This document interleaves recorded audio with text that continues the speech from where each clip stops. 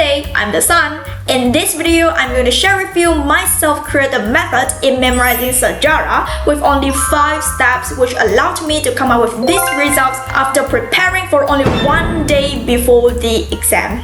It may sound a bit impossible at first, but listen, it is possible to reach. All you have to do is understand the concept of my method and apply the same formula on every single topic. Then I guarantee that you will perform well in your Sejarah exam. Don't worry, I will lead you step by step and I will explain the principle behind this method with scientific evidence provided. And listen, the last step, which is the 5th step, will be the most important step in this method that you shouldn't miss out. So make sure you watch this video till the end. And before we start, there is a thing. This method is for Sejarah only. For other subjects, I will be sharing the tips and tricks for those subjects in the following videos. But this method is for Sejarah only. It is not applicable to other subjects. Alright, but don't worry, I will be sharing the tips and tricks for other subjects as well in the following videos. So make sure you subscribe to my YouTube channel and I will upload video on every Saturday. And also, whenever I upload new videos, I will post a story on my Instagram to notify you. So feel free to follow my Instagram. Alright, so let's check it out. So we will have total 5 steps to go in this method. Alright, so before we begin, you have to open your textbook and turn on the page that you want to memorize. So for example, I choose this topic and I want to memorize the content in these 2 pages. This is on page 110 and 111 of your Form 4 Sejarah KSSM textbook. It is about bentuk penentangan penduduk tempatan terhadap penyerahan Sarawak. So the first step is that you have to browse through the page. You have to read it for once. Alright? This is to let you have a rough picture on what this page is talking about. And second, if this is your own textbook, then you can do the second step. If this is not your own textbook, you borrowed it from the government, then you can skip the second step. Alright, so the second step is underline the keywords in this page. So here I choose only content in these 3 green boxes to memorize because they are more than enough for you to get full marks in essay questions.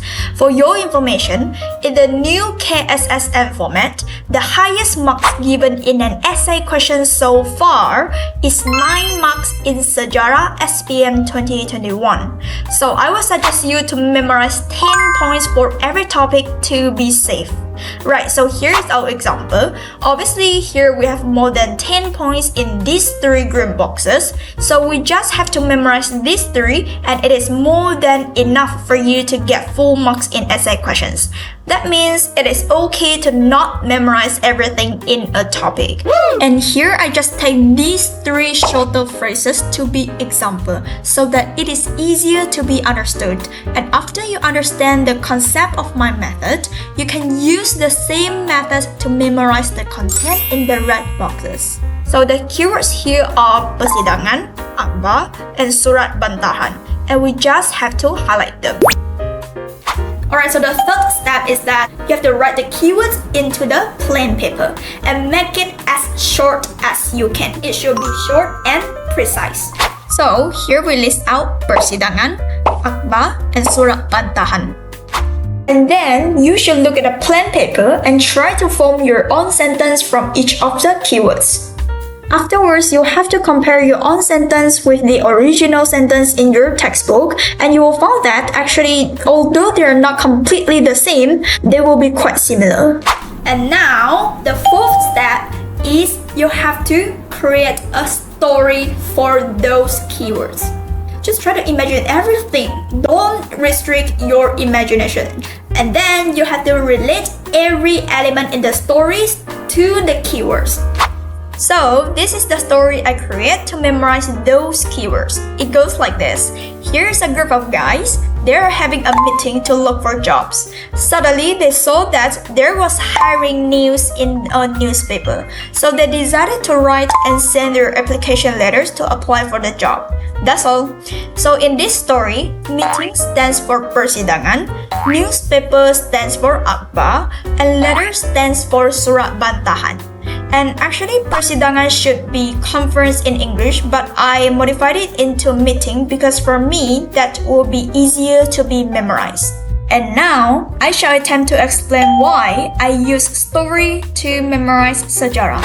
This is because we are, as a species, addicted to story. Even when the body goes to sleep, the mind stays up all night telling itself stories. By Jonathan Gottschall. Also, a group of neuroscientists at Princeton University studied this, and this is the result they found. An article published in The Startup broke down this study result into simple words, which is, your brain, as the listener, mirrors the brain of the storyteller. In other words, your brain places you inside the story. And so, we can understand and remember a story very well as a human being. We love story naturally. And that's why we can find that there are a lot of brands like Apple, Coca-Cola, Chanel, McDonald's, so on and so forth.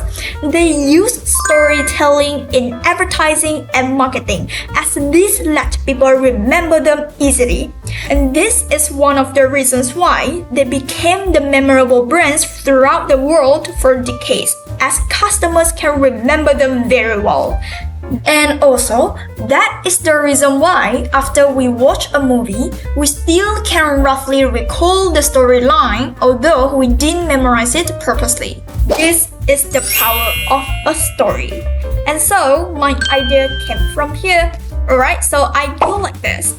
Since we can easily understand and remember a story, right? So, if we create a story and we keep the sejarah information into the story, afterwards when we recall that story effortlessly, this will automatically help us to recall the sejarah content that we kept in the story. So, this is the core of my method in memorizing sejarah. Alright, so now we will go into the last step, which is the 5th step. And please be alert, this is the most important step within this 5 steps. Why? This step, I name it as linker. Try to imagine, today I have to memorize so many topics in our sejarah. After creating so many stories for every topic, what will happen? We will start to be confused. Which story is for this topic and which story is for that topic? We will be confused. So that is the problem. So that's why we need step 5. So step 5 is that we need to create a linker between story and the topic. So now, the topic is bentuk penentangan penduduk terhadap penyerahan Sarawak. And the story that we create for this topic is a group of guys having meeting. So, we need to create a linker to link the topic to the story so that we will clearly know that this story is typically for this topic. Okay, in this story, I assume that all of these guys that are having meeting are penduduk Sarawak. And basically, our linker will be a question. So from this topic, we know that penduduk Sarawak is going to menentang penyerahan Sarawak. So the linker would be, then how? You just need to ask yourself. Now, you're a group of penduduk Sarawak. They want to menentang penyerahan Sarawak. For sure, this is a big action to do. So how and what should they do to menentang penyerahan Sarawak at first? For sure, they need to have a meeting at first because they need to discuss and make a decision together. And so now, the story will just pops up in your mind. And that is how a linker works. For your information, I found that one of my friends, he was using a similar method, which means he was creating stories as well. When I found that, I was like, wow, great minds think alike. But there's one thing, he only creates story to memorize certain and few topics only.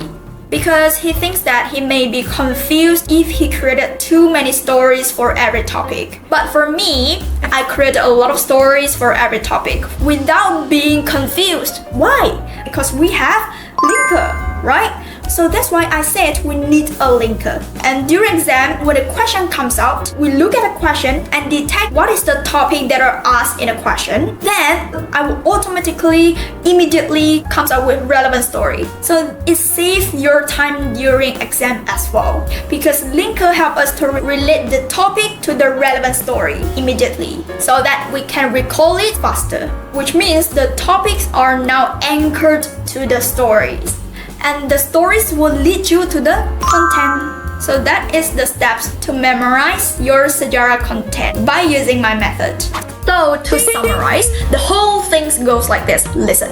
Whenever a new topic first comes to you, you have to understand the content and immediately create a story for that topic. And then afterwards, you have to draw the story into a storybook. And that book consists of different stories from different topics. In the end, there will be a compilation of stories from different topics. And then for me, one day before the exam, I will revise on my storybook. And then I will close the storybook, put it aside, and start to recall and redraw those stories on a plain paper. I will reform the sentence while referring to the stories that I draw. The stories can be simple and not that pretty, because during exam you have to be fast. Just make it simple and understandable. Afterwards, I will compare my own sentence with the original sentence in the textbook to check whether I miss out something. And then after we have done with a story, then we can move on to the next story for other topic. And we just do it one by one. So this is basically what I will do one day before the exam. So this is the whole process. But it depends. For me, I will revise on my storybook one day before the exam. But for you, it depends on you. You can do it 2 days before the exam, 3 days before the exam, or even 1 week before the exam, 1 month before the exam, no problem. That is up to you. But I really believe that this method is going to help you to minimize the time needed for you to study for your sejarah, more or less. And remember, it is totally okay to be not okay.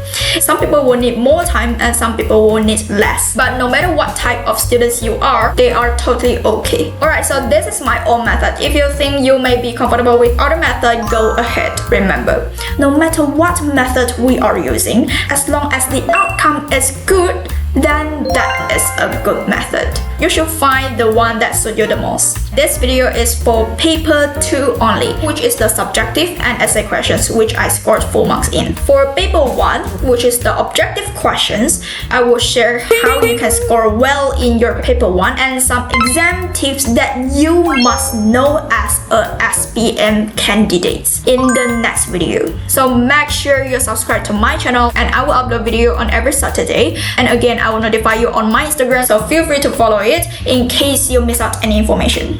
So stay tuned, subscribe me. I'm the Sun. Have a nice day.